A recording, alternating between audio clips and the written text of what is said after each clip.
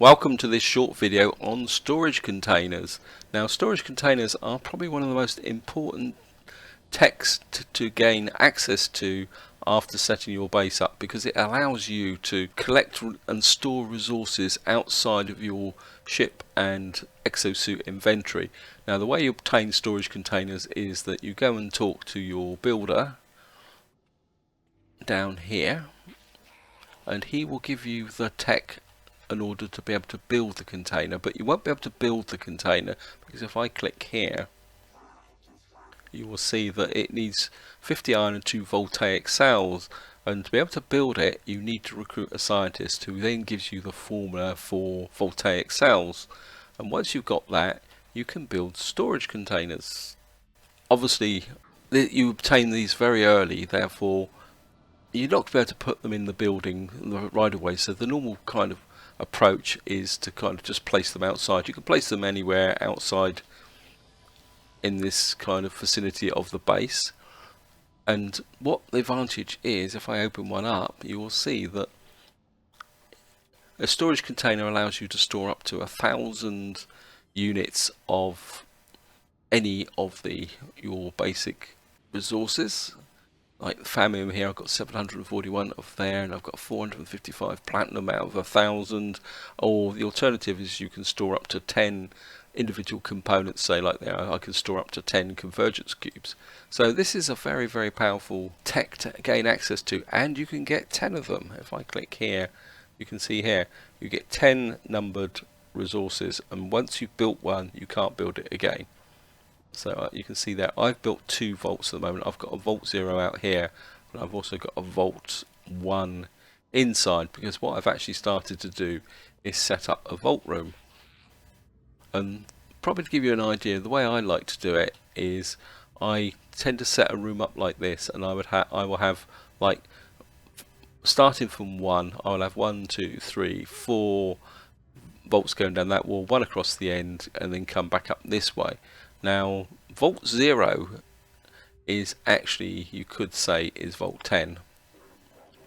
So this is Vault 0, and so it's a kind of odd way of counting, that you could say Vault 0 is the first vault, or as the way I look at it, it's the 10th vault. Now, what I'm actually going to show you guys, because obviously I've got this vault, I'm just going to show you again. It's got materials in it, and I want to move this. Well, there's no problem. What you do is you kind of go here, you press there, and you delete the vault, and the vault's gone.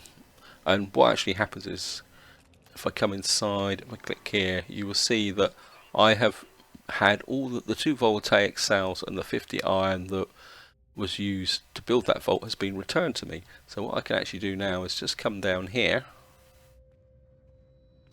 and I want to put the vault over this side, and I come in here, and you can see I can't build vault 1, but if I go back to vault 0, because I've got the results, and press F to build it, and I come here,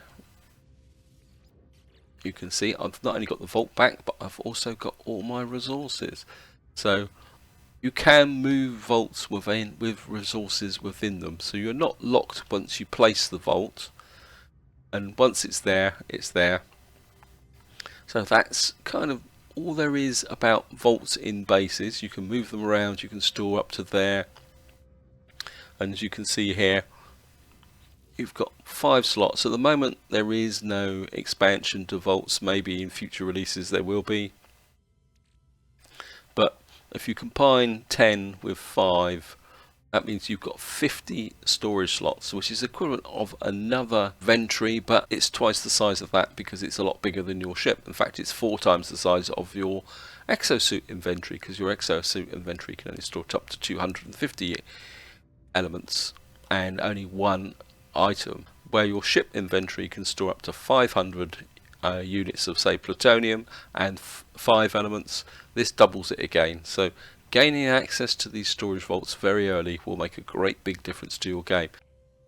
So that's it, the basics of containers. Now I want to talk about 2 other things. One is that if you build these vaults and then move bases, what actually happens is the vaults kind of disappear, and the resources are put into here, and then what you've got to do is rebuild them. So if you move bases, be aware that until you've actually got things set up, you will lose access to your storage containers, which will be a bit inconvenient if you've actually put key resources into your storage containers and you'll be unable to build them. But what you will be able to do is, once you've claimed a new base, you can literally come out here and you could build a nice neat double row of storage containers out here.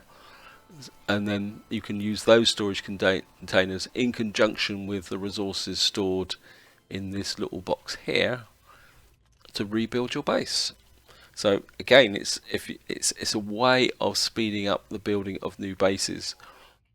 And the other final point is that freighters are now available in the game. They came in with Foundation, and on freighters you can build effectively a mobile base, and that mobile base can contain your 10 volts. But remember, you still only get 10 volts. You don't get another 10 volts. So what you've got to do is to move your volts to the freighter is delete them from your base and then place them up on your freighter. But the benefit of that is that your freighter becomes effectively a mobile base that you can move in, store resources in, and pull them out when you need them. And it avoids the need to keep teleporting back to gain access to the necessary resources and such like that. So I think that's all I can do in this video, guys. Hope you found it interesting, and until next time, whatever you do, enjoy your gaming.